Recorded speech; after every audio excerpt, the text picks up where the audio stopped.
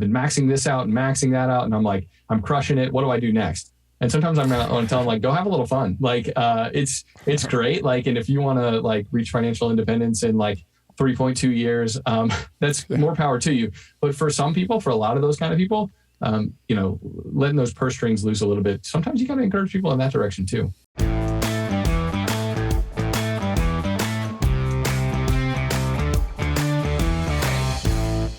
Welcome to the Real Estate and Financial Independence Podcast. My name is Chad Carson. You can also call me Coach, and this is a show all about helping you get out of the financial grind so you can do more of what matters. Whether you're brand new or a longtime listener, thank you for being back for another episode. The title of today's episode is Part-Time Rentals, Full-Time Fun and Profit. This is an interview with Joel Larsgard. Joel's a friend of mine who lives in the Atlanta area, in a kind of in-town part of Atlanta, and just has an incredible story. When he was growing up, we'll talk about some of the financial struggles his family had and how that influenced his approach to money and approach to enjoying life. And he and I both enjoyed some similar things like craft beer, like biking, and spending almost as much money on our bikes to get around town as we do cars. But that's kind of a weird habit that we both have. But we are both real estate investors, and I think Joel, you'll find, epitomizes the small and mighty real estate investing philosophy that I talk about a lot on this podcast. And so we dig into his approach to investing, how he likes to stay local in just a few little neighborhoods in his pocket of town, and how that's actually a secret superpower.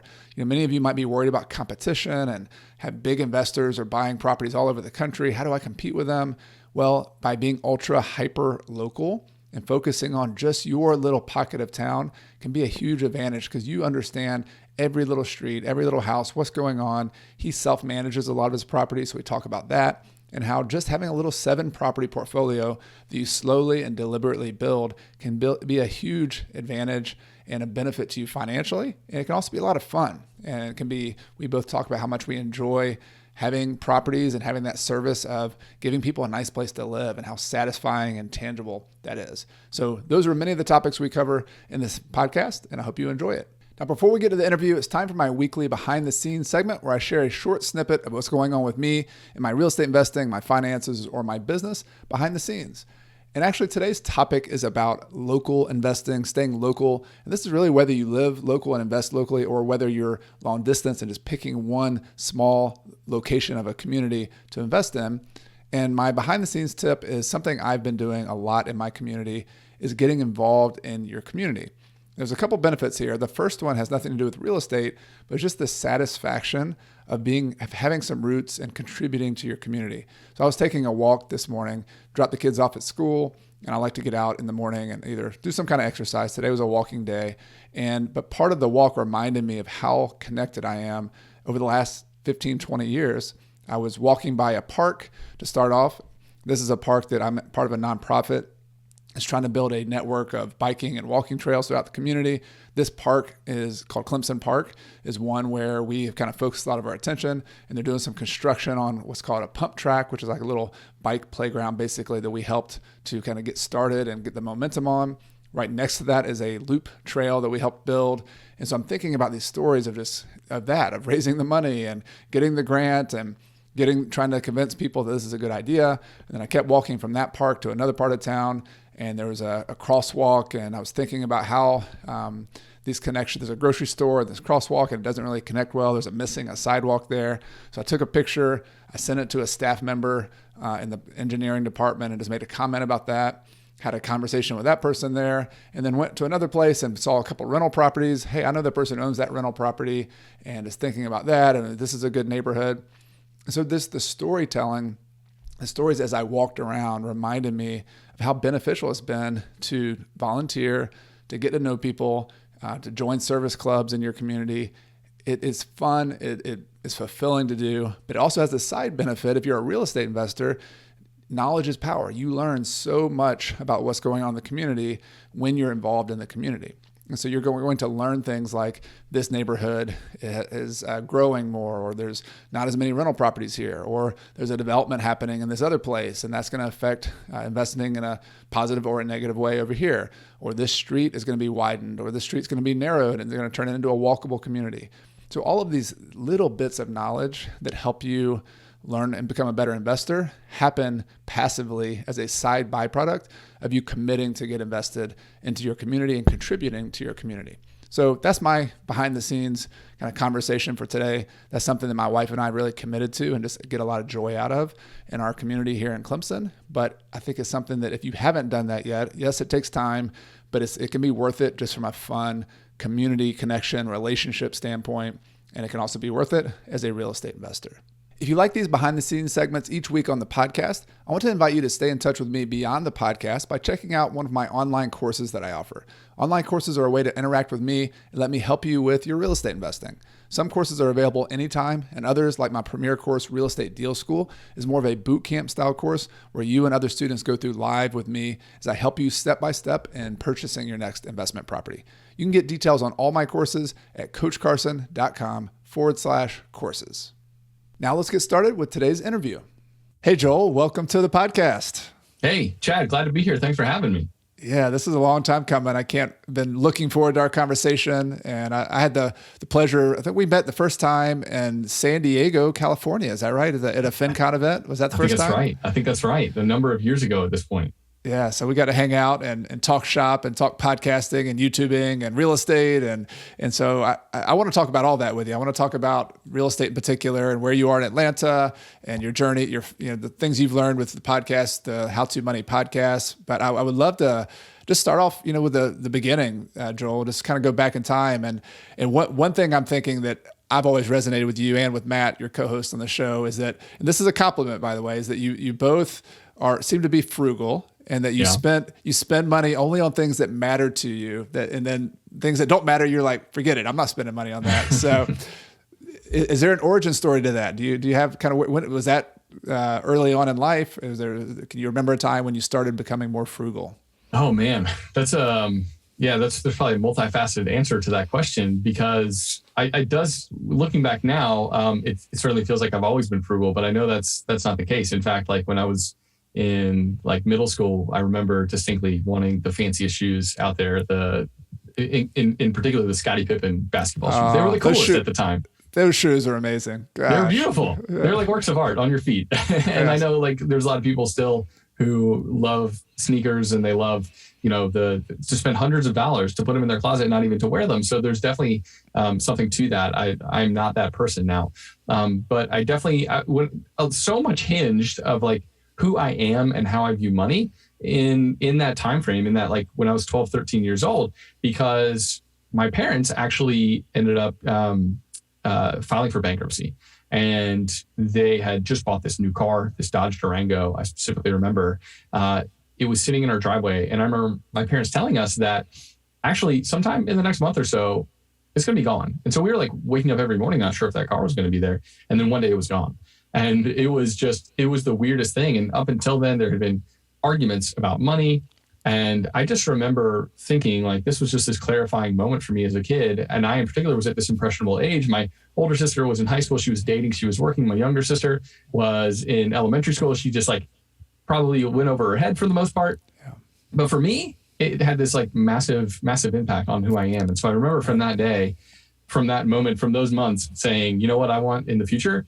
I don't want to argue with my spouse about money. And I don't want to be insecure when it comes to how I handle my finances. I also realized other things in that moment in particular about like what I wanted to do for work, kind of, and how I didn't necessarily want to make tons of money either. That wasn't my goal. But a lot of things crystallized kind of for me at that point, that moment in time.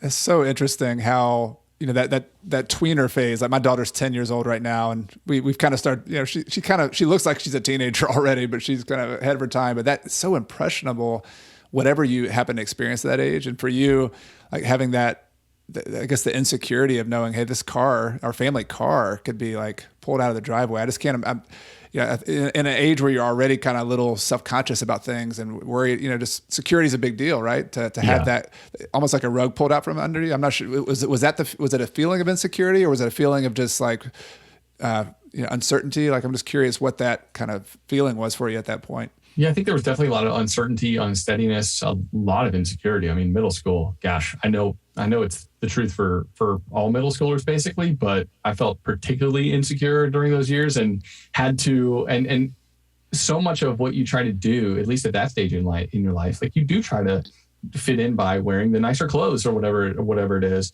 And because of what my family was going through, like that was something that wasn't possible. And I had like one, and so one of the cool things I think about, like that my parents did teach me, and my parents, when it came to money, was like when specifically with tennis shoes or something like that, my parents were like, all right, well, listen, we have $40 that we're willing to spend. You want the $150 shoes. And if you want to get those, then you're going to have to save up and pay for them. And so it did teach me the trade-offs that I had to make. And when it comes to money, because we can't afford all of the things we want. And I wanted all the t-shirts and clothes and everything that everyone else was wearing. But yeah, so I definitely think there was a lot of insecurity. And then that uncertainty about our family's future, money future, and not knowing what it meant, like what it meant even for my parents from a relational standpoint, because it was difficult to go through those things. And I heard it living my room was across from my parents. I heard how difficult it was. And so I guess, yeah, there was a lot of uncertainty tied to that insecurity, which just made it a really tough couple of years. And it also helps me understand now what people are going through with money, because I don't think that's an uncommon experience, that people fight about money, that people, that relationships dissolve because of money. This is something that it has money insecurity, and then poor money habits just tend to affect everything around us in significant ways. Yeah, I love how you framed it, Joel. You said that you realized how important it is, that it can affect relationships, it can affect your personal life, and at the same time, you said your aspiration at that point you knew was not to just make a bunch of money for money's sake. Like you wanted other things that were more important than money. And so I think both those lessons at the same time are really interesting. And I wonder, was there anything like habit wise, or we started talking about frugality. Can you think of any experiences or stories that sort of cemented in some habits that maybe are still been helpful for you since that point? Well, I guess I was young. And at that point, I wasn't thinking habits yet. I was just really learning the big story, the moral of the story for me, at least from that moment. But when it comes to frugal habits, I guess it was less habits, and it was more like, okay, if I get the big things right, then the small things aren't going to matter that much. Right. And so I remember that being distinct, like especially like on the car thing.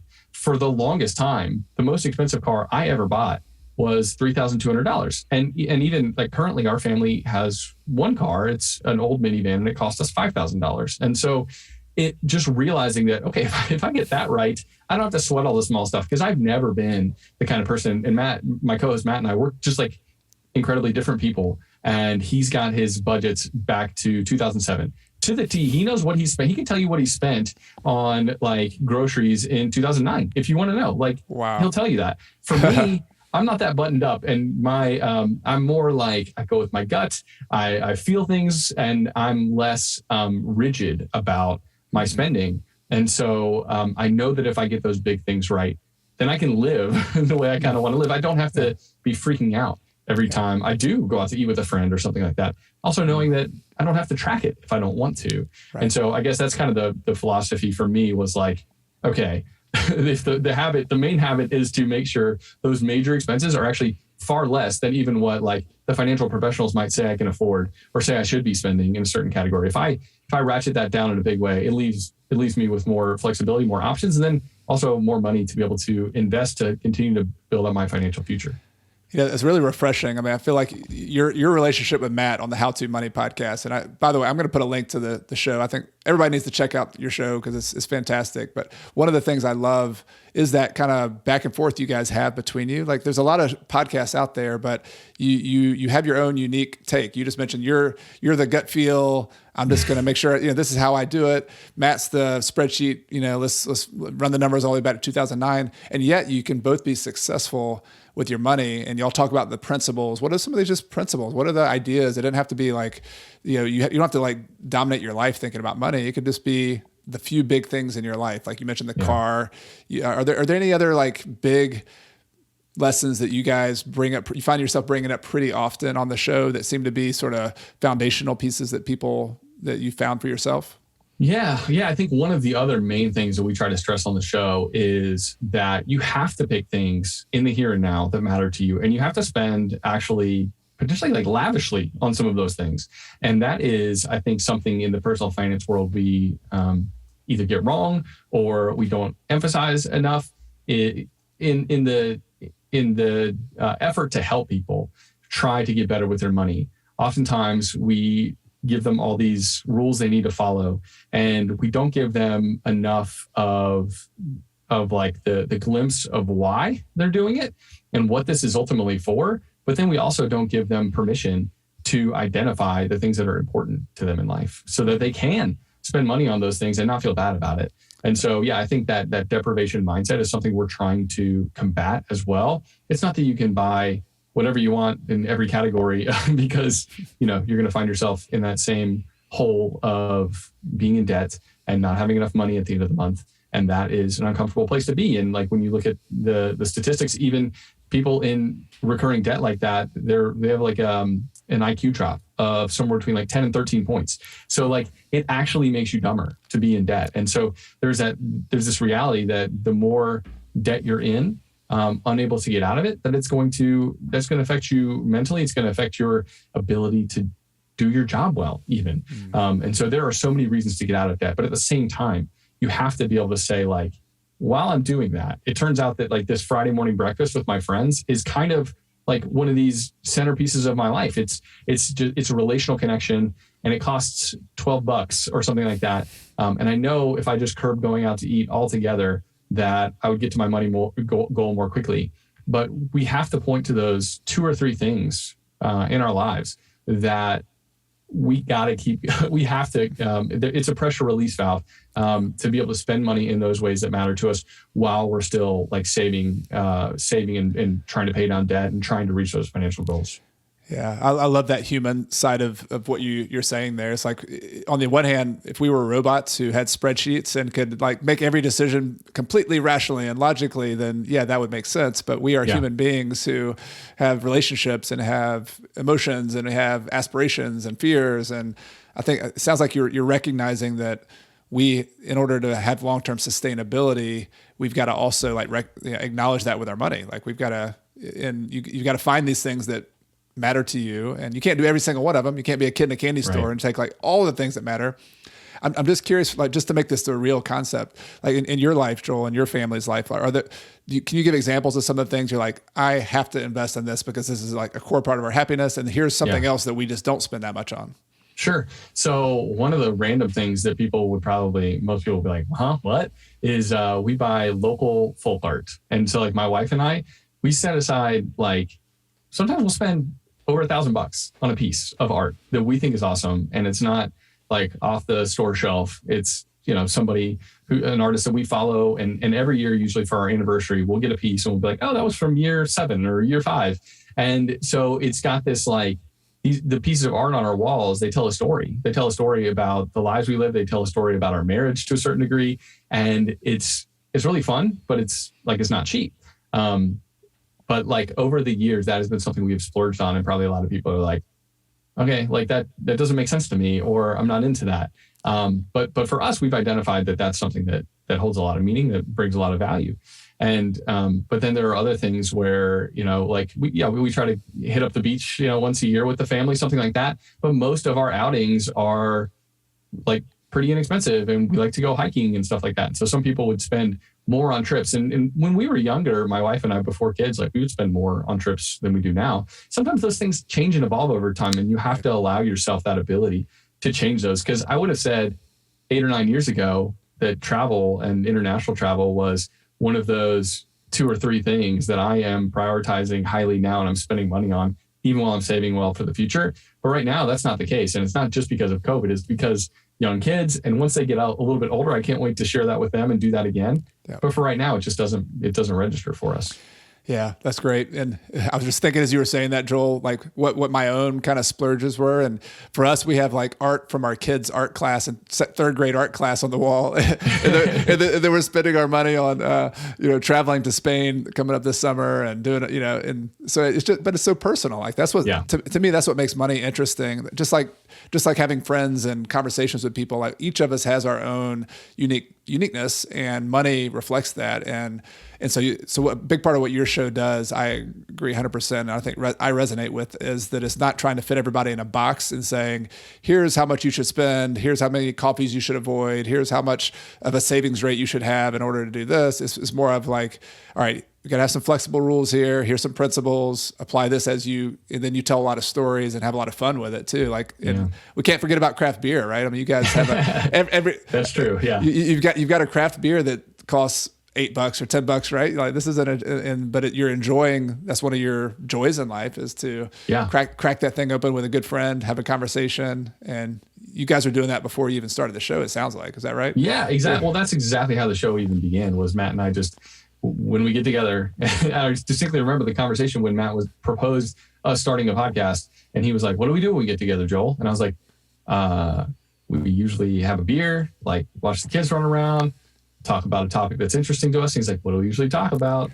I'm like, "I don't know, personal finance, real estate investing." Like those are kind of like some core topics. We talk about a bunch of other stuff. That's the random things. Matt and I connect on so many levels when the things that we're interested in.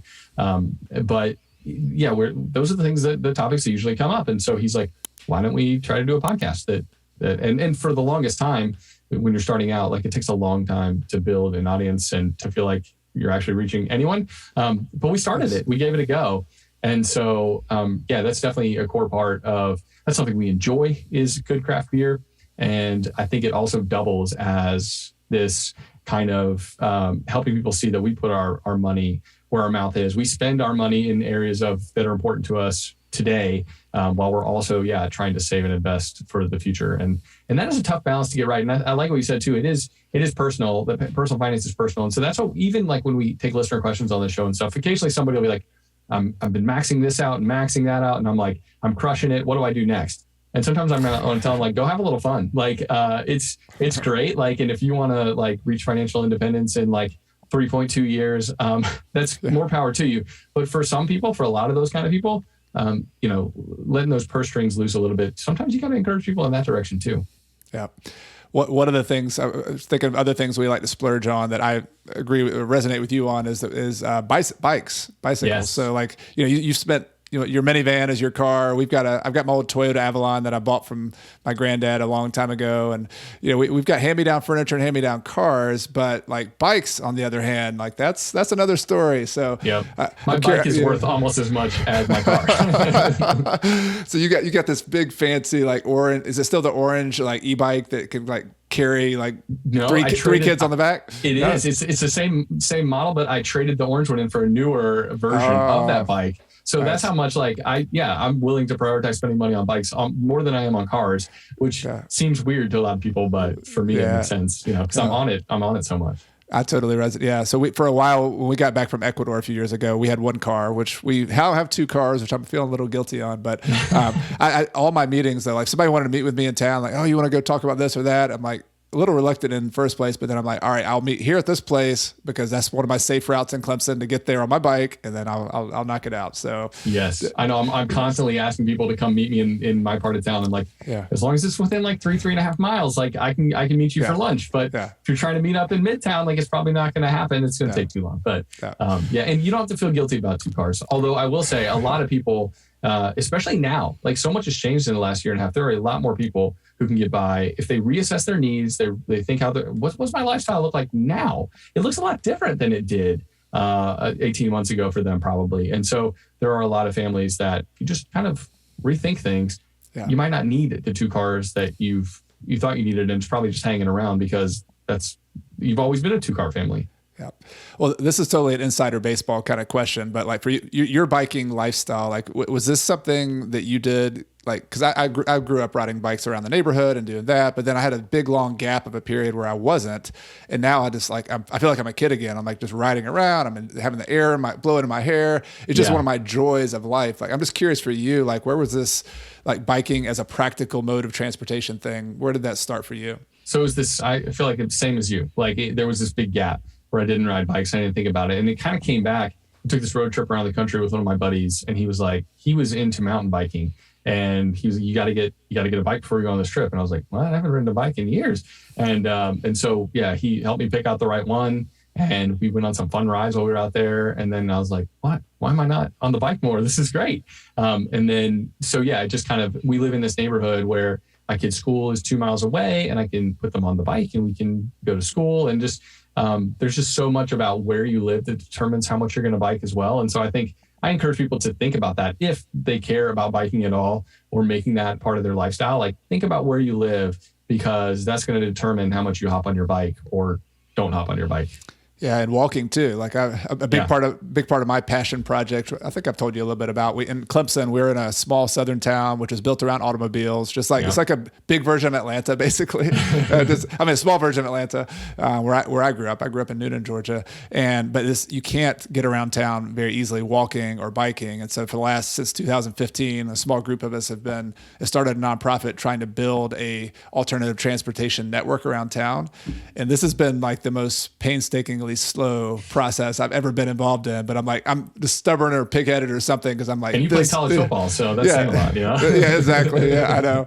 So, but we're making small progress, and the town's budgeted money for it now, and we've got 1 mile, and then we're going to get another mile, and now we've got the towns next to us. But you're so right that like not most neighborhoods is not going to be a thing. Like within a quarter mile, you're going to cross some big intersection that you'll get killed at. So that's a bigger story, but like picking a place for me is a huge priority. If it's walkable or bikeable, it's like a number one priority in my mind. I think, and I don't know, I hope I'm right on this, but I think when you look at the statistics of like bike sales over the last 2 years, they've skyrocketed, right? Mm-hmm. So traditional bikes, electric bikes, all the above sales are through the roof. And I know I've seen a lot more of my neighbors who I never saw on a bike in the last 2 years. So yeah, while I might be seen as like a guy who's on his bike all the time, now I'm seeing more and more people join the ranks. And so I hope that has an impact on kind of how our cities and towns approach bike infrastructure. And it seems like it's having an impact here in Atlanta. The mayor we just elected sounds like he's prioritizing bike infrastructure even more. And I think as more people get on their bikes, and then as more people like you, Chad, do that work, the painstaking work, it's not always easy and it's often slow. I think that's going to make a big difference. And I think it's a good thing to push for sure.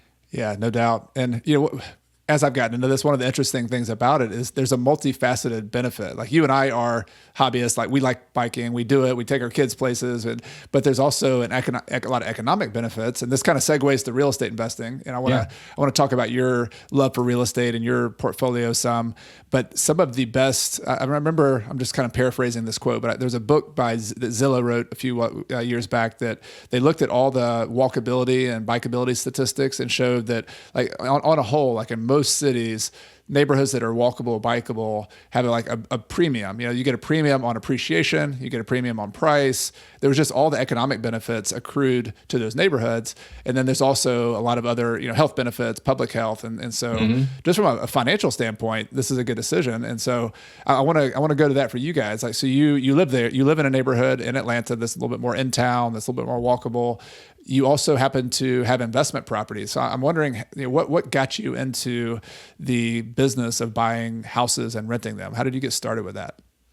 I think the first thing was just being feeling like the timing, the opportunity was there. And I guess it just kind of dawned on me. I bought my first house in 2009 when I think late 2009, early 2010 was basically the bottom of the housing market. And so it was one of those things where I was like, well, can I get more deals like this? I mean, this seems crazy. It seems like incredibly cheap. And so just made this goal after that I bought the second house. After the first one was my primary, I bought another house. I moved into that and I rented out that first house. And I realized it wasn't as hard as I thought it was. And I think sometimes we maybe overestimate the level of difficulty that it's going to be. And there was a lot of learning. Like I was talking to people, like friends who had done it before, setting up meetings, coffee dates, and like listening to podcasts and trying to become informed in the process.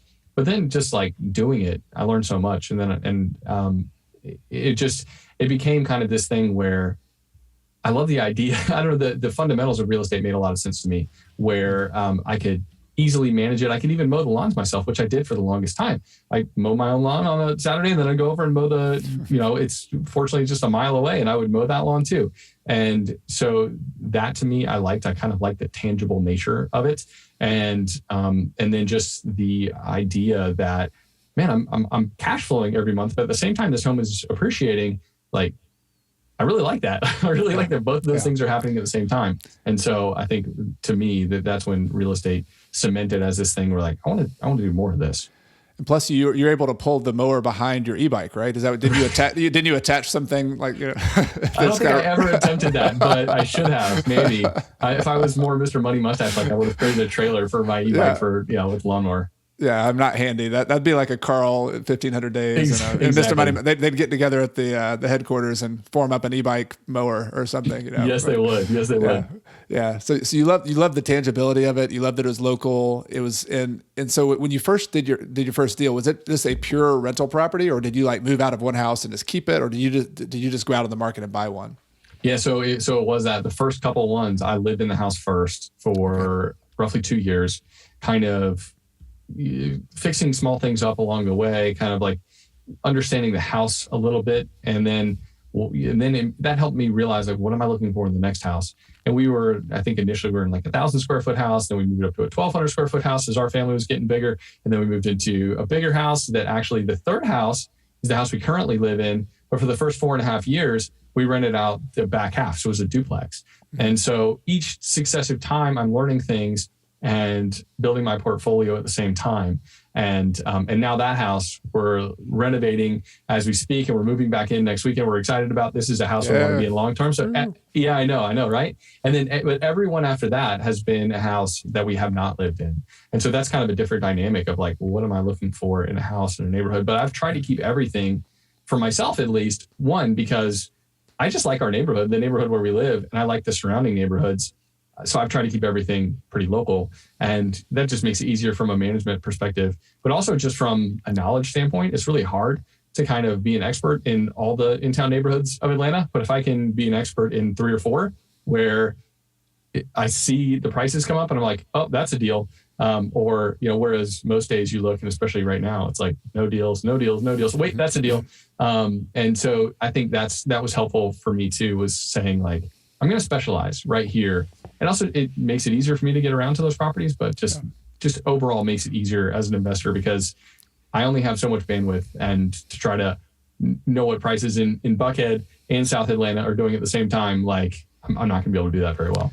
Yeah, I love that you brought that up, because one of the first pieces of advice I usually give somebody when they're a new investor is that they're almost always too broad. Like they're too broad. They're too broad with strategies. They're trying to be a house hacker and a BRRRR deal and a flip deal and a wholesale. I mean, they're like doing all these things, and they're too broad on their location. And Atlanta is a perfect example. Like people think they can be experts on the South Metro and College Park, and then also East Side. I mean, it's like it's a huge place, and so you've narrowed it down. And I'm curious, like, to me, like the best investors, the people who really know their game, are the ones who know their neighborhood, like you're talking about. And so I wonder if you could describe, like, what is it about your neighborhood in particular? This is just one section of one city, but what are the things that are attractive, that are kind of the fundamentals that, just from a qualitative quality of life standpoint, that make this a good place to both live, but also to invest your money?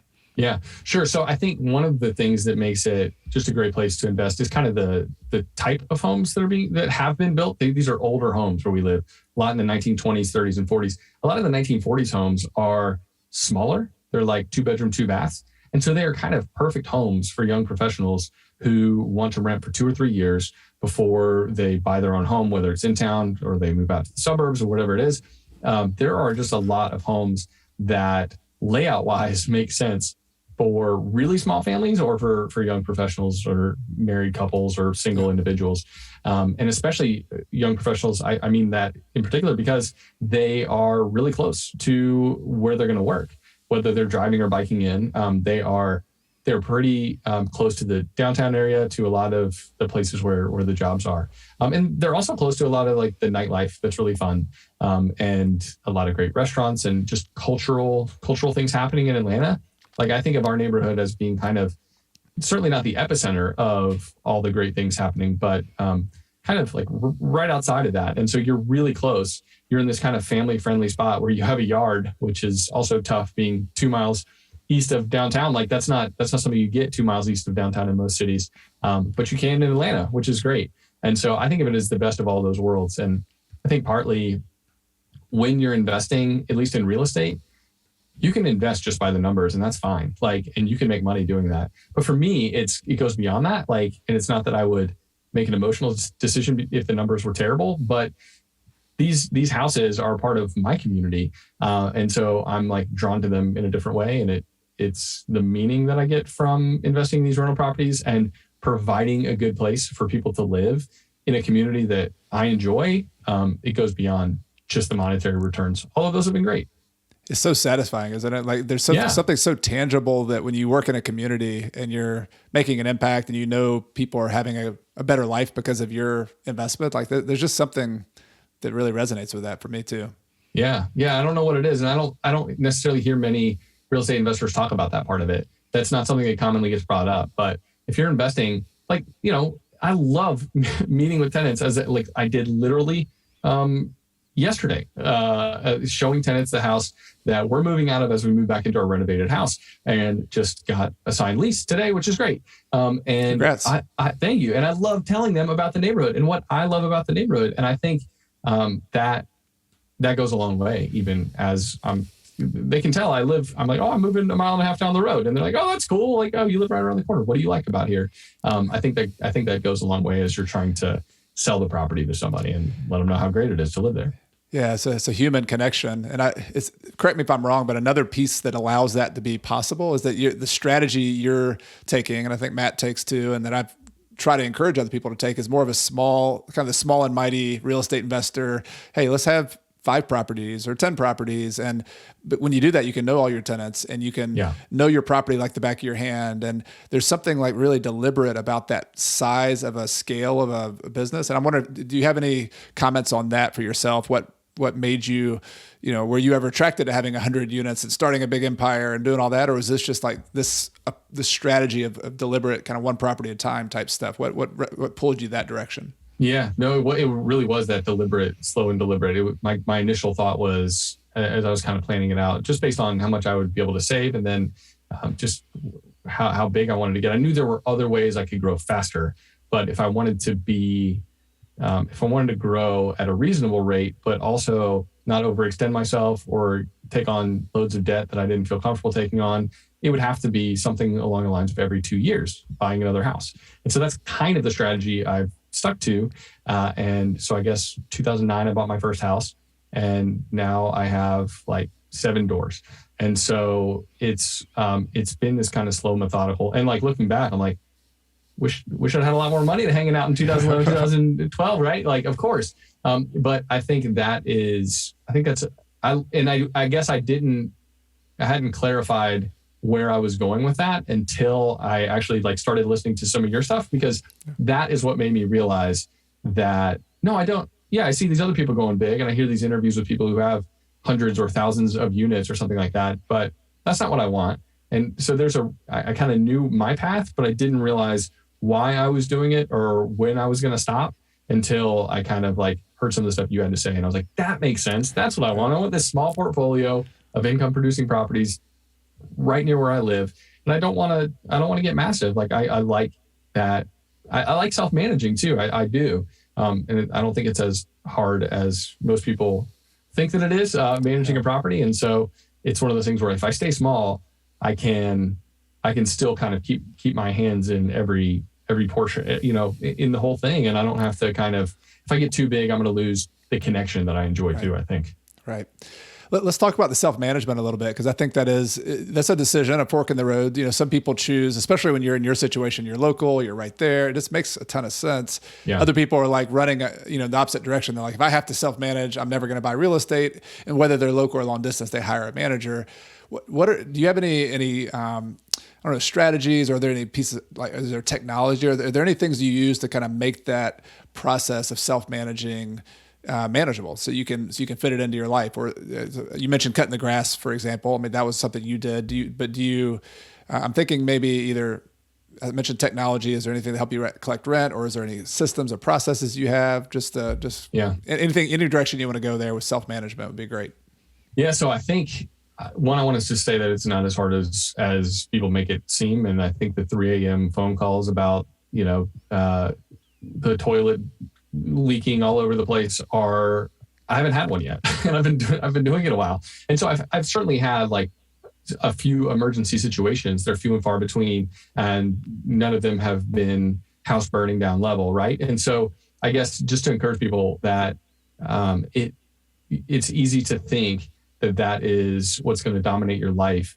But if you do a few things right, then the likelihood that managing that rental property is going to be a huge ordeal just goes down dramatically. And so I think the biggest thing I would say is get it right on the front end, which is get a great tenant. And so I think tenant screening, like I can't stress it enough. I think that's 90+% of the battle. And I think even right before that probably is having a home that you would feel comfortable living in, that is in good condition, that you have kept up with, because if you want to attract good tenants, you got to have that. But then the tenant screening portion is just huge. And you can't just judge based on meeting that person and being like, they were nice. I think this is going to work out really well. They told me a funny joke and they seem really sweet. That's not enough. Like you have to really go through the paces. You have to talk to previous landlords. You have to run credit and criminal history. You want to verify employment and income. I even like ask for personal references and we'll call like a friend or something. And I think that all of that data comes in and informs like, is this the kind of person I want to be renting my property to? And I would rather, and I haven't had to do this yet, but I would rather my property sit vacant for a little bit longer than to rent to the wrong person, because that is more costly in the long run. So I would say use all of those things at your disposal to find a great tenant first. And I think that is a huge part of the battle. And then when it comes to day-to-day management, I think one thing I learned, and this was probably only 4 or 5 years ago, and here's the one bad side of all my rentals being close to me, was I felt compelled to go there every time something went wrong. So I was always showing up when something small happened or whatever, assessing it, seeing if I could fix it myself. And I've just gotten to the point as I've acquired more rental properties and as I have had a growing family where I can't do that as much anymore. And I don't want to do that as much anymore. And so have the benefit of being able to hire that out. And I realized when we were in Tennessee, my family and I were in Tennessee, and I managed my mother-in-law's condo unit, and I got a phone call and they were like, there literally is water coming down from the toilet into the unit beneath. And normally I would have run right over there and checked things out, scoped out the situation, and then called a plumber. I asked the tenant to send me a couple pictures, and then I called my plumber and he went over there. And it dawned on me at that moment, wait, I don't have to be there every time something goes wrong. The tenant can let my trusted professional in. And so I think that has gone a long way in helping me feel like, oh, wait a second, management is easier than I was even letting it be. And I think hopefully that can help a lot of people too, where it's like, you don't have to be there every time something goes wrong. Man, so well said. I just want to highlight something you said, because I feel like anytime an experienced person like you are, as an experienced real estate investor, says like, this is the main thing you need to keep in mind. Like, so what you said was 90% of the battle with being a good real estate investor with rental properties is, number one, having a good property that attracts a good tenant. So that's on you. That's on me. That's the landlord's job. And then number two, screening to make sure you get somebody who is going to be a good steward of that property, pay you on time. So like if that's 90% of the battle, a lot of the stuff we focus on, yes, I asked about technology kind of as a loaded question, technology and all the techniques and all that, like we could set all that aside. Even if you got all that right, if you get a property that doesn't attract good tenants, or you don't fix it up to a standard that attracts a good tenant, and if you don't take the time to screen for a good tenant, like that's the only thing. That's everything else doesn't matter. It seems like. Am I accurately portraying what you were saying there? Yeah, it doesn't matter if you somehow avoided the 2% fee for collecting rent on the right platform or something like that. Whereas from what I can tell, it seems like Zillow is probably the best when it comes to rent collection right now. I have been using like Cash App, which has seemed like the easiest way for people to send money. Right. It's so nice to not take checks, and those Venmo or Cash App makes it super easy. but I'm thinking about transitioning to Zillow just because it seems like there's no fees potentially on both ends for the tenant and for the landlord, as long as they do it through ACH. And so, and that's where I've listed my homes always. So I think that's another, I mean, if you're just listing on Craigslist or Facebook Marketplace, I did a side-by-side comparison, and I listed my property on Facebook Marketplace first, and it was crickets. And it's not that Facebook Marketplace is getting big, and maybe in the near future it will rival Zillow. But Zillow puts that listing on so many of these real estate websites where people are looking. And if you're not on Zillow, and part of the reason I did this, I tested this out was because Zillow started charging $10 for a week to list your property. And I was like, dang it, that's Zillow. But when you think about it, that's a drop in the bucket of the rent you're going to get in the coming years. It's well worth the $10, and you don't post it on Zillow at your own peril. Yeah, no, I do the same thing. We have kind of two different buckets. We have our apartment buildings and things that we have property managers manage, and then we have, my wife and I have a house that we used to live in, and we self-manage that one. And when that one comes open, we use Zillow to market it. And I've gone back and forth for the management of it from Zillow to, we used apartments.com a little while, which I'm not actually happy with. Which used to be Cozy, right? Yeah, I was happy with Cozy. People love Cozy, and they don't like apartments. I'm done with apartments.com, and if they want to talk to me about that and tell them why, maybe I will. But Zillow, I've actually been using Avail and been pretty happy with them. They're another free product for both the user and just have had a good experience with there's just the things like the application online. Is it seamless? What's the user experience like? But I think that's the trend. There's some pretty good free products out there that you can do all in one. And so there's never been a better time to be a landlord or a tenant in terms of just functionality and ease, and the technology has made it better, but it all comes back to that property. And I think that's the original thing you were talking about, picking a location that meets the standards of what you need to understand why your tenant would love that location. You give them the pitch. Here's why you want to live here. It'll sell itself. Like a good rental property in a good location is, on our house that we used to live in, we get 10 applications in a week of putting it on the market. I mean, it's just a normal thing because it's in demand, right? So there's all those little things, right? You want to take good pictures. You want to write a good listing, and like, I'm sure my listing's not very good. Like it's average maybe, right? Mm-hmm. But if it's a good location, if it's a place that you would want to live, and like, then you're going to get, I typically similarly get, and last time I listed, not this past property, but the one before that, literally got like 40 or 50 like Zillow emails from, not all of them qualified tenants, but a lot of qualified tenants in no time, in like 48 hours. It's amazing. And then, the onus is on you to make sure that you then evaluate people correctly. But I think that's more than anything, the right place, nice house, screen your tenant. If it's a place you would want to live, you would feel comfortable living. And that's part of the reason for one of the reasons I think for helping people get jump started in real estate investing. If you have a house that kind of meets those metrics, moving out of that house and buying another house, sometimes that's the easiest way to get started in real estate investing. And so I encourage people to think about that as like the springboard to get you started if your house kind of meets those parameters. Yeah, I mean, let's say you wanted 4 or 5 properties eventually, like you can move into a house, live there for a couple of years, have it be your home, outgrow it, move again. I mean, you could see like 10 years, you would have 4 or 5 properties, and you might be set for life. Like that's all. Like one strategy, one little neighborhood, 4 or 5 properties. I mean, each one producing $700-800 a month, even potentially. I mean, even this house. And I think part of me started to think that for a while there in the past year, you can't do this in any market. And it's definitely gotten harder. But the house that we bought in May for our family to live in while the renovation was happening is a 2-2. We decided to squeeze into this puppy because we knew this was going to be a good rental.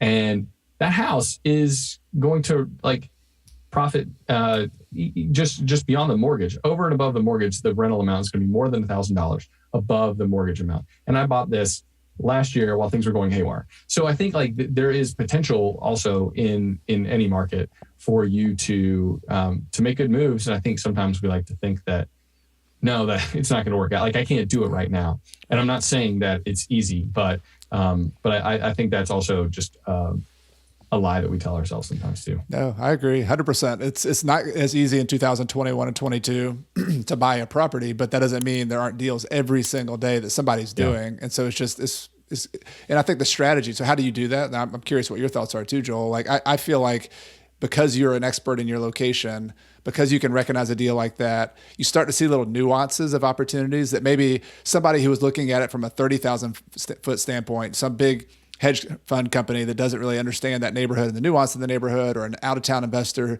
who's just brand new. Out-of-town investors can do really well in a neighborhood if they study it and understand it. But you understood the nuance, so you were able to identify that opportunity. And I found that in Clemson, like where I am too. Like there's just little trends that are happening. This little street's getting better. That used to be a $1,200 rental, but I know for a fact now that could be $1,600. Like that's where you really make your money, is on those little nuances of knowledge. Exactly. And like, the 1% rule is one of those rules that's like widely dispersed in real estate investing advice. And I think it's certainly much harder to come by now. Like I don't know many places where you can meet that. But the one thing that I realized too is that when I'm buying a property, it doesn't necessarily need to meet that immediately. It's my goal in the next, but can it be there in 2 to 3 years? Do I believe that this neighborhood can make this purchase price make sense 3 years down the road? Because if so, not only then am I making a better cash flow, but that means that this home has appreciated substantially in the last 3 years, because I'm looking to those next neighborhoods where for a while, like where I was investing was the neighborhood I lived in. And then it turned out my neighborhood got really expensive. And so I'm looking to one neighborhood over. And that just makes it easier for me to analyze. I'm like, okay, these are the next places that I think are going to end up looking similar to where I now live, which was really cheap there for a minute, but a lot has happened since then. And these are the next neighborhoods where I see cool things happening, where it's gonna make it even more enticing for young professionals to want to live here, and more affordable, at least for a while, until rents start going up there too. But so Joel, it sounds like you're identifying first and foremost the qualitative side of the deal, the neighborhood, the location, the proximity, and then you have some sort of financial framework of saying, all right, I at least want this much cash flow, or I want it to pay the mortgage, or do you have a quantitative kind of cutoff? Like what are the numbers that make it a good deal that you would pass on even if it is a good location? Yeah, that's a good question. Yeah, I think the adage, or the fact that people are like, it's more than meeting my mortgage, is like, I don't think it's a good thing. Like, there are so many other costs that come alongside of it. And at the end of the day, alongside of owning a home. And so you certainly want to have enough breathing room to meet, let's say it's 1% of the purchase price is kind of how you think about how much money every year you're going to be spending on fixing up the home. Then let's say you bought that $250,000 home and it's barely meeting the mortgage. Well, you're still going to have to come out of pocket $2,500 a year to fix that place up, to repair things that are broken, to make sure it stays in good shape. And so you don't want it to be like the rental amount to be barely exceeding or meeting the mortgage. You want to have plenty of padding, because you want to keep that house in good shape. And I want plenty of padding so that I can even do improvements that aren't necessary at times, to kind of keep up with the neighborhood and make that home inviting for kind of the current standards, because those standards have changed since 2009 when I bought that first house to 2022, like what people expect. And I want to continue to meet that mark. So I don't necessarily have like a, like if it's not this metric, or if it doesn't hit this number, then it doesn't make sense for me. But I definitely want to make sure that it has enough padding. And then runway, where I think, in like I said, in those 2 to 3 years, that even if that padding is slim right now, for instance, like one property I bought, I guess 5 years ago, the lady living in there, she was paying $800 of rent to the current landlord, and she held over. And I also didn't want to raise the rent on her for just personal reasons. And it was one of those things where I knew that it was going to take time, but that this home still made sense, because I was basing my judgment on the fact that the home was underpriced and the fact that the neighborhood had a lot of potential. And so there's like a variety of factors. I don't just do some sort of hard number calculation. I'm kind of thinking about all those things. And so in my mind, so some of those number of things come a little bit secondary to, like, obviously I want padding, but I'm thinking about all those things at the same time, not just like what's my cash on cash return or something like that from this specific property. Because ultimately, like, I think the way you can, if you're in the right market, make even more money investing in real estate is the appreciation you're going to get. Because the cash flow is great, but the appreciation has been far better than the monthly cash flow, I would say. Yeah, and just to quantify that for people, if you're in a growing location and you buy a property for $300,000 and put $60,000 down, put 20% down, if that property goes up at, let's see, 10% per year would be $30,000, so 5% a year would be $15,000. Like that's you're making like a 25% return on that $60,000 down payment just on appreciation, and that's not taxed every year. Yeah. I mean, so when that starts compounding and growing, like I just want people to quantify that. I'm not like they're different people have different strategies. Some people just want to buy the cash flow property and that's what they want to do, but there's a lot of wealth to be built doing what you're saying, picking a neighborhood that has a lot of potential, being picky about the type of house you buy, make sure it has some qualitative criteria like that will translate into a ton of money. Like that's the thing that I'm hearing you say as well. And I agree 100%. Yeah. I think that's exactly right. I think it's one of those things where it depends on your market too, whether that's possible. And Atlanta is just has been a really good market for that if you're investing in the right neighborhoods, because those neighborhoods are seeing so much revitalization and life put into them.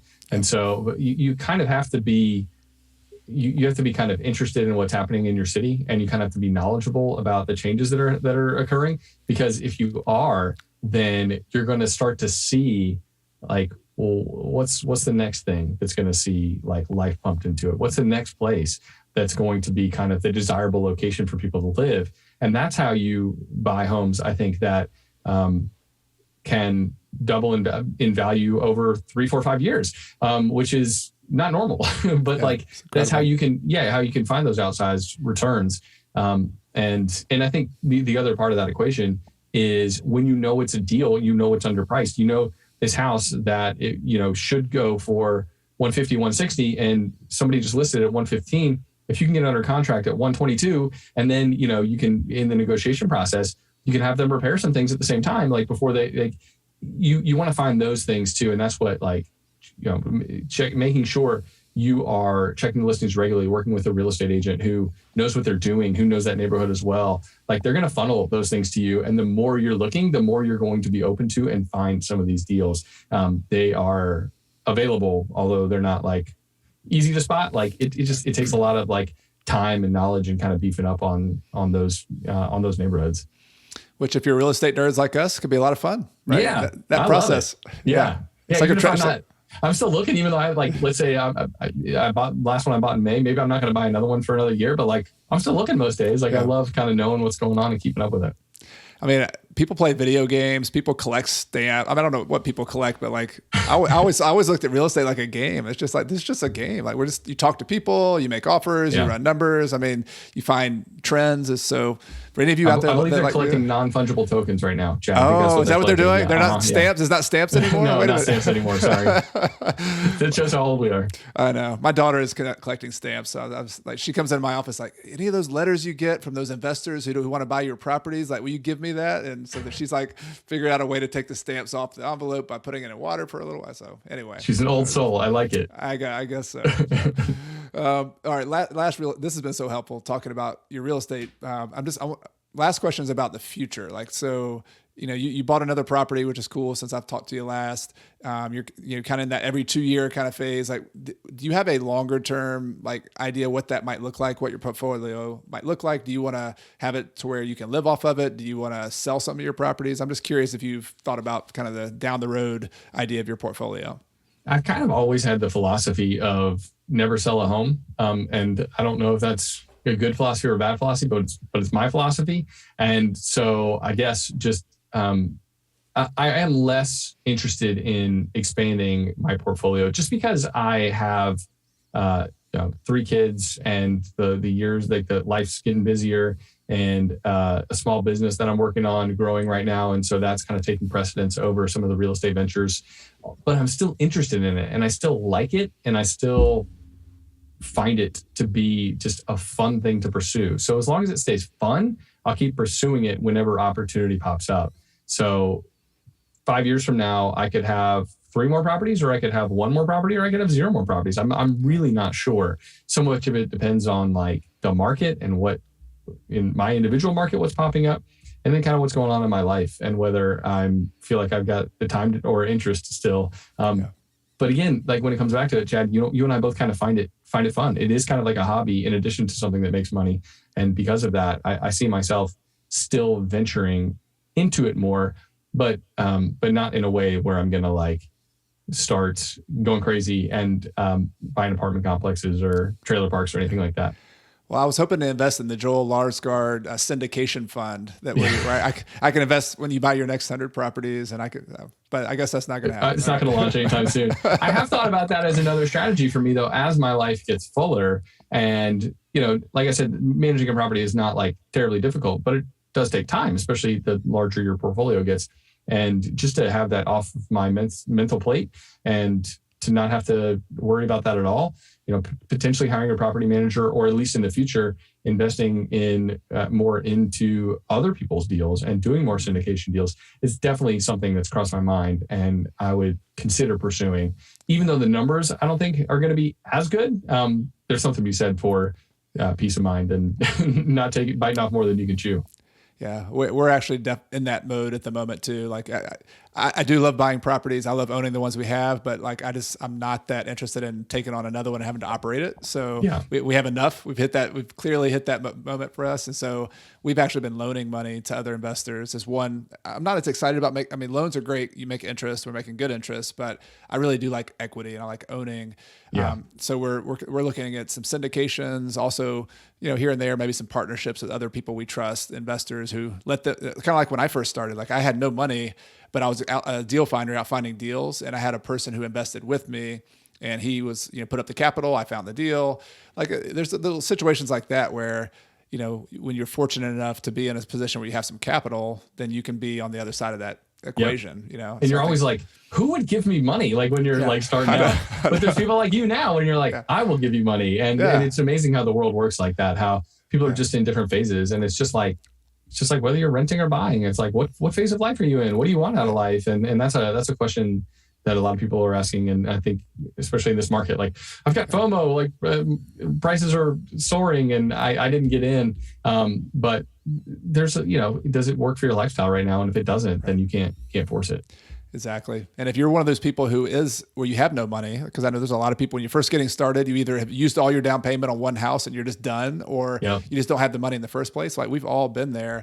Like look for other ways to add value to your investors. And if you don't have investors in your inner circle of people, you got to expand that a little bit. You got to go network with people. You got to meet people. You got to go to meetups in your local town that have other real estate investors. There are people out there, I guess my point is, who have capital looking to invest with you. You just haven't met them yet. And that's a great point. You got to build your own like portfolio of knowledge and effort, in order to show those people that you're worthy of investing their money and not losing it. And sometimes you have to do something kind of drastic to I think raise money on your own too. Like and so like for me, it was having a roommate in the first house. For us, it was when the third house we bought was renting out the back of it for 4.5 years, even when we had young kids. And we did it we rented out to a friend because that felt more comfortable to us. And it was less than market rate. But it was one of those things where it's like, if we buy this place, then it allows us to continue the house hacking. And if you do that, it means that like we're massively able to change our financials and our savings rate so that we can buy the next place then in another year or two. And so I think sometimes you have to think outside of the box when it comes to like, how am I going to utilize this property? And is there some sort of way where I can, without hopefully disrupting my life or my family's life too much, use it to generate more income than it currently is? And that's why I think, and I know you've talked about it too, but like house hacking is such a great strategy for so many people. If you start in that way, like it gets the ball rolling so quick, and it kind of, the snowball effect is just so much faster. It's incredible how many people I've talked to who are now, at their real estate properties and they're well past that point, but have started with house hacking. I mean, it's just over and over again. It's a strategy that you rent out the back of the house, or you rent out a duplex, you live in a fourplex, you do an Airbnb with your garage apartment. I mean, it's just a fantastic strategy. And sometimes it's the only way you're going to get in the game in some markets where it's just really high price. Like that's how you start. That's how you do it. Exactly. Yeah, I think that's definitely one of those things I would recommend a whole lot of people consider. And it's just like, I think of Craig Kurlop, right? Oh yeah. And he wrote the book on it, and like talking to him and just living in his living room while he's renting out those rooms. And I'm like, that's probably one step further than I would have gone, even at his age back then. But I appreciate the hustle, and that what that's led to for him in terms of like property accrual and cash flow has been really impressive. And I think, if you're willing to go to slightly greater lengths than other people, you're going to be able to more quickly like change your financial situation and allow yourself to like expand your rental property portfolio even faster. No doubt about it. So Joel, I'm going to segue here, and this is going to be another one of those kind of a little bit more selfish, kind of inside baseball questions for me. So we've talked a lot about real estate, which I loved as well.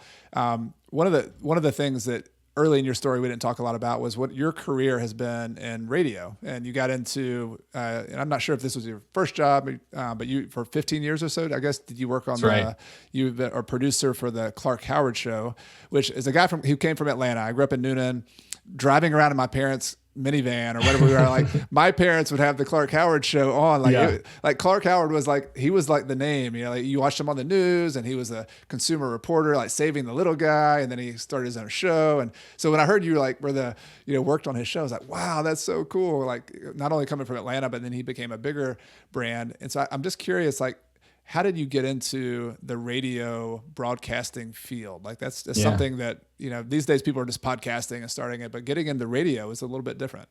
Yeah. I mean, 15 years ago, radio still was somewhat cool, although not as cool as maybe like 30, 40 years ago.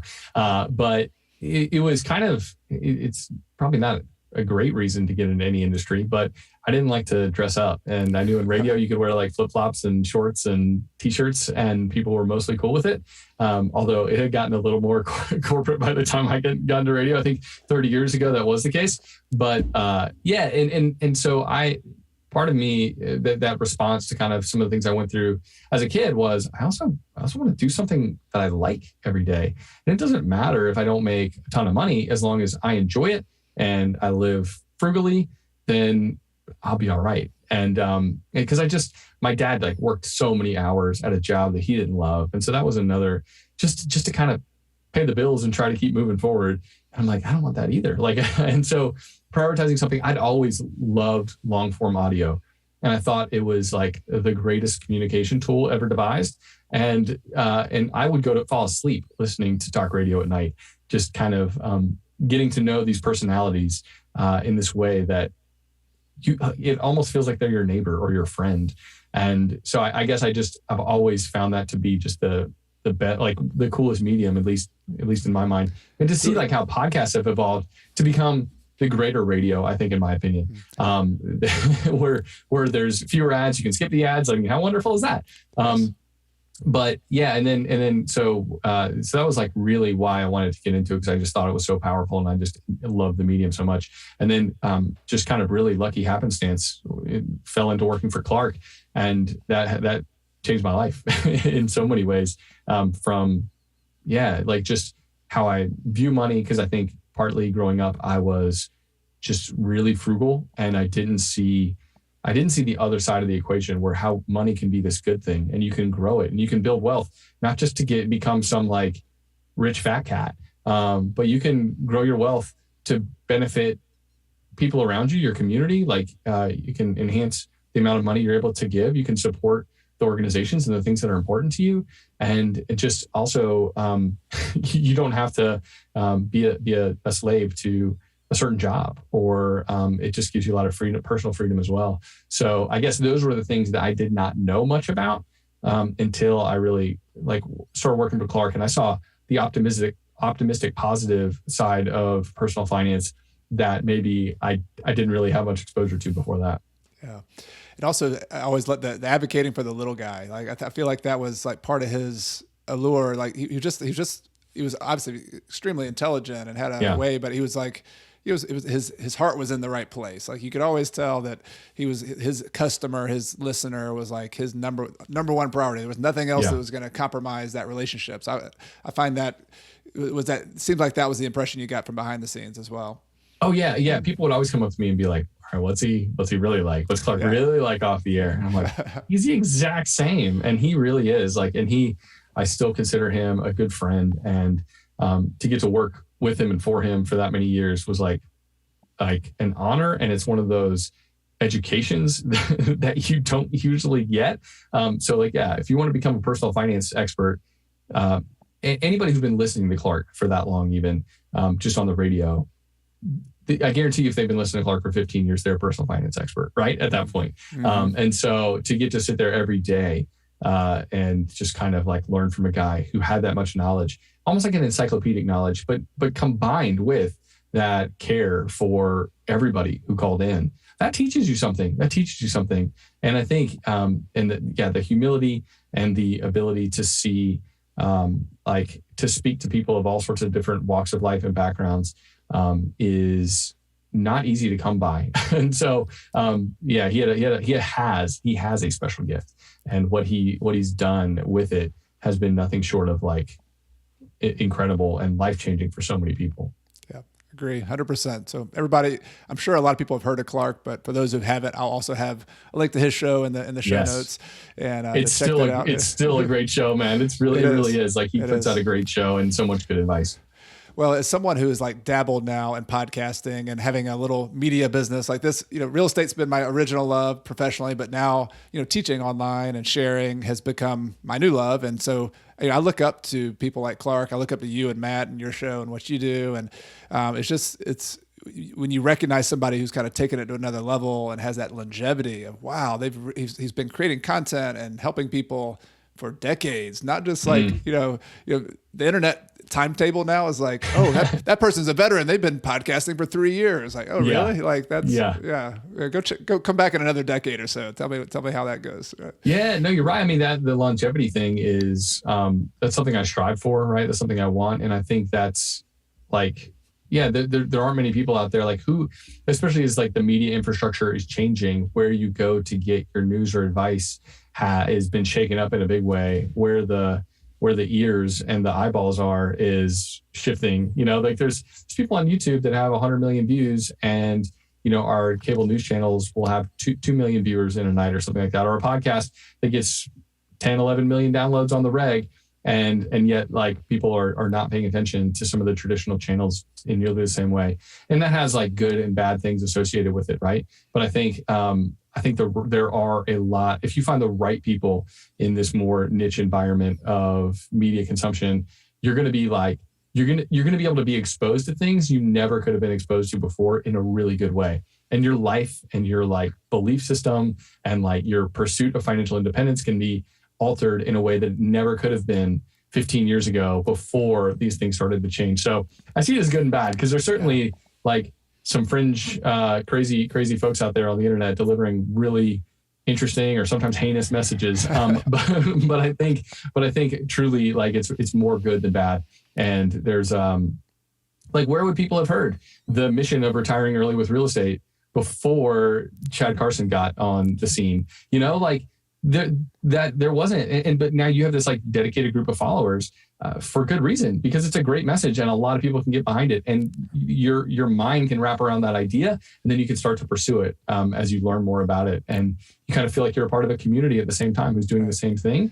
It's impressive and it's important, I think. Yeah. Well, thank you for that. And thank you for the work you're doing with your podcast too. And I'm just kind of as a wrap up question or topic. I love how you said you used to sit down and go to sleep listening to the long form content and the podcast like that. That's a podcast nerd if I've ever heard one. That's awesome. Like, I really did, man. It was goofy. Falling asleep while listening to talk radio. I still think that's really weird, but I loved it. Well, you said something that how, the radio has now become podcasting, TV is now becoming YouTube. I mean, gosh, one influencer on YouTube has more views in one night than all the cable companies. I mean, that's just wow. Like we are in a time that like things are shifting all over the place. And for you guys, for the How to Money podcast, I mean, what do you see as like the potential or the process? What are you trying to do as a platform, and how do you see that growing for yourself? Yeah, I think because of so many the voices out there, it's hard to stand out, and it is there. I think that the only way that you can rise above the fray is to provide value continually. And so if every time someone tunes in, they hear someone, they're entertained and they laugh. They learn something, they're entertained and they laugh. I think that's a good thing. And I go back to like when I was a kid and like falling asleep to those same voices. It's not always because I was learning something. Sometimes it was because their voice I got used to hearing it all the time. And so you become that to someone as a creator. You become that person that they turn to, or that like, I don't know, I'm going to wash dishes now. I guess I'll listen to Chad while I'm doing it. And I think that's good. I think that's okay. I think at the same time though, we need to provide that value every single time someone tunes in. I want them to walk away with something like tangible, practical. I want them to learn something. I want them to be able to implement one of the things we talked about into their lives to save money today, or have the knowledge that Matt and Joel talked about car buying. I don't need a new car right now, but the next time I buy one, I know what I'm going to do now, or I know not to do this. And so hopefully we're able to do kind of both of those things at the same time. But yeah, it's so much of it. It's just value creation. It's making something, and it takes a lot of effort. Sometimes people are like, sounds like two guys just drinking a beer, talking about money. And it's like, that's kind of what it is, but it takes a lot of work to get to that point. It takes a lot of research and thought and preparation for each and every episode, so that we are providing value, and that we aren't just, because there are a lot of podcasts where it's like 2 or 3 guys sitting down having a beer, and they're not podcasts you want to listen to, because they're not thoughtful, and they're just like, all right, what do we want to talk about now? And so, yeah, just making sure that what you're putting out there is valuable for your audience consistently. I don't know that there's a better metric to gauge your success on. Yeah, love it. The rest will take care of itself, right? Kind of like the real estate. You buy a good house, you deliver good value to people. The money, the wealth is going to take care of itself. Podcasting game. That's so refreshing to have it simplified that way. So it's again, going back to the tenant screening, it's 90% of it. If you're doing that part of it, then on that other 10%, like there are ways that you can improve and ways that you can spread the message or get the word out about what you're doing. But focus on the 90% of it. And that's the hardest thing, because you're like, but if I get on that other podcast, and if this person maybe tweets about me, or if I don't know, there's all these other things that you can do. But if then those people come to your podcast or to your content and they're like let down because it was unenthusiastic or it wasn't very informative, then they don't stay very long. so you just have to make sure that 90% has to be buttoned up. That has to be the number one thing. So I got my podcasting 101 lesson. This is fantastic. I love it. I'm glad I got to. You don't need a podcasting 101 lesson, Chad. No, this is we always got to be learning. We got to be getting better. So thank you for that. So I want to wrap up with a question I ask every guest. This has been so much fun, Joel. By the way, thank you for your time and for being here. It's just been a Thanks pleasure. for having me. Yeah, and so the question I ask everybody is: this is a show about financial independence, and that looks different to everybody, right? That could be the long journey, it could be a short journey, it could be something in between. But a lot of the people who are listening to this are in the grind of just getting it done. They're just working that job, they're saving money, they're maybe just learning how to do this. So I'm wondering if you have just any final advice that would be helpful for those people who are just in the grind of financial independence. Yeah, that's a great question. And I think my advice would be keep at it and try to have fun while you're doing it. So much of your perspective informs how you enjoy or appreciate the journey. And so I think there is a level in which we want to hit this point, right? And we have this goal, and we're nose to the grindstone until we hit that goal. And I think hard work is important, but at the same time, if you can't enjoy the little things along the way and enjoy the process, that's life. You have how many weeks on this earth or how many days on this earth? And so even in the midst of that, even in the midst of working your butt off and hustling to get to where you want to go, to get that next rental property so that you can be cash flowing some more, so that you can get another one, so that you can get to that point where you're like, I've got even way more options at my disposal than I had 5 years ago. That's a great goal. But enjoy it too, because I think it can be fun at the same time. It doesn't have to be all work and no play. So that's my advice. Love it. have a craft beer if you're so inclined. Go ride a bike if you're so inclined. That's where Joel and I will be anyway. Exactly. Maybe doing both at the same time. Who knows? Yeah, maybe. Yeah. We're going to meet up and do that. So yes. Joel, it's been awesome. Thank you so much. I look forward to that next bike ride, and best of luck with How To Money. I'll put a link to the show, to what you guys are doing. Is there any other place you would direct people verbally, just if they wanted to follow up with you and stay in touch with you? Yeah, no, really, just go check out the podcast. You can listen to it where you're listening to this podcast, and hope you give it a go. But I really appreciate you having me, man. Thank you so much. Yeah, thank you, Joel. Talk to you soon. Okay. If you like the show, I'd like to invite you to subscribe to my free email newsletter at coachcarson.com/REI toolkit. In addition to weekly updates, articles, and behind-the-scenes tips from me, my email newsletter subscribers get my real estate investing toolkit, which includes a property closing checklist that I actually use when I buy properties, a real estate deal worksheet, a tenant screening criteria checklist, and other spreadsheets and goodies that will help you on your journey to financial independence using real estate. You can get it all for free at coachcarson.com/REI toolkit. I also want to take this time to thank some people behind the scenes who make this podcast possible each and every week. This includes my podcast editor extraordinaire, Michael Wynn, my amazing virtual assistant, Megan Thompson, my wife, Carrie, who helps me behind the scenes and is my partner here at Coach Carson. And of course, thank you to all of you, the listeners of this show, who make everything possible. This show exists for you. It exists because of you. And I really appreciate you being here for another episode. Everything I've shared with you in this episode has been for general education purposes. I have not considered your specific situation or risks. Before buying your own investments, be sure to consult a financial, real estate, and/or a legal professional. Until next time, I'm Chad Carson. You can also call me Coach, and this is a show all about helping you get out of the financial grind so you can do more of what matters. See you next time.